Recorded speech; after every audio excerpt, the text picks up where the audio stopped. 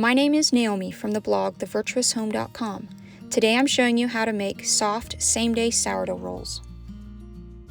For this recipe you'll need sourdough starter, flour, water, fat of some sort, salt, and honey. I like to mill my own flour, so I'm going to get these wheat berries milling while I measure out the other ingredients. This is 550 grams of hard red wheat, red instead of white berries because it's cheaper. That's why my bread products are a little more brown than what you're used to seeing. It's just made with a different color of wheat.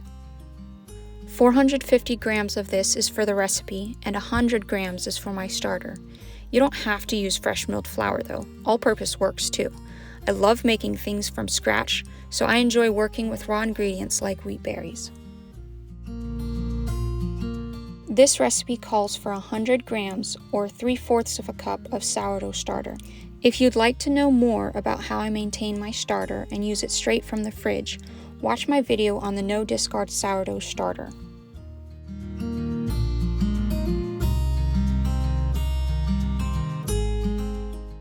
"300 grams or 1 1/4 cup of filtered water. I'm just using a Brita water pitcher. Unfiltered water from the tap has chemicals in it that interfere with the fermentation process, so you're going to want filtered water. 40 grams or 3 tablespoons of fat. I use a single origin olive oil, but butter or coconut oil will do just as well. 6 grams or 1 teaspoon of sea salt. And here's that honey that I always forget. I use 1 to 2 tablespoons of honey in this recipe.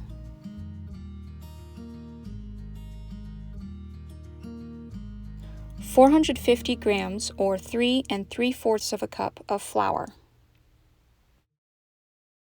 The next thing to do is to mix the dough. If you have a stand mixer, that's great. Mix it on medium speed for about 15 minutes. If you don't, you can do 3 or 4 sets of 4 stretch and folds, roughly 30 minutes to an hour apart. I like to use the kneading option on my bread machine. You don't have to have any machinery that mixes it for you though, but it sure is nice. Use whatever you have on hand. Let the dough autolyze or rest for an hour before shaping. This helps the flour absorb the water and makes it easier to handle. Also, you probably want to keep it airtight while it rests with some plastic wrap so it doesn't dry out on the top. After it rests, it's time to shape the dough. First, you want to grease a 9x9 baking dish. I'm going to use this casserole dish.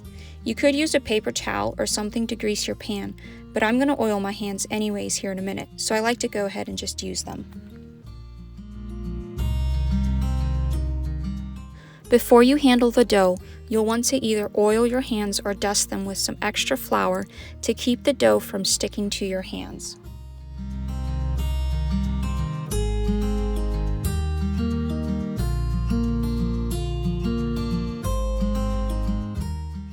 Take your dough out and divide it into 12 portions. You can do this by dividing your dough by 4 and then divide each quarter into 3 sections. They don't have to be perfectly even to be tasty.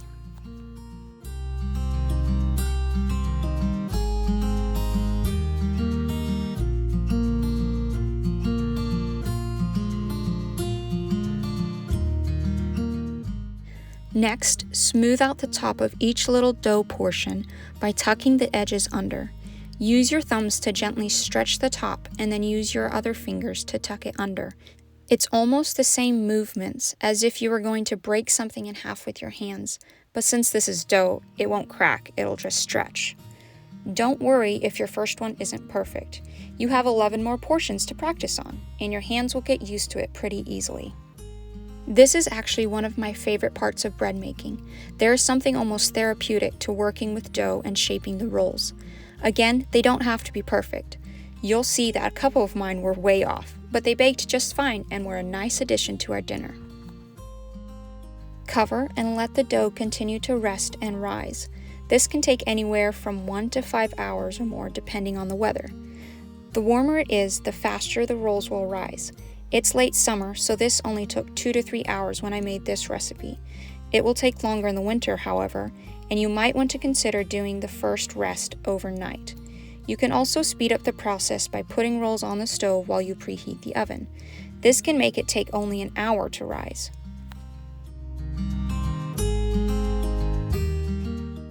Right before you bake the rolls, you can do an egg wash where you beat an egg yolk and baste the top of your rolls with it.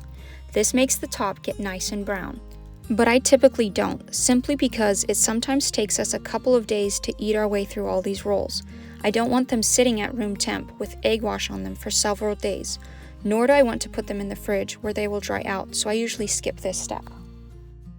When you're ready to bake them, preheat the oven to 375 degrees Fahrenheit and let them bake for 30 minutes. There you have it, your own homemade sourdough rolls made from scratch. They turned out nice and fluffy. Thanks for watching this video. If this was helpful to you, would you consider subscribing or liking this video? I'll see you all next time with more sourdough recipes.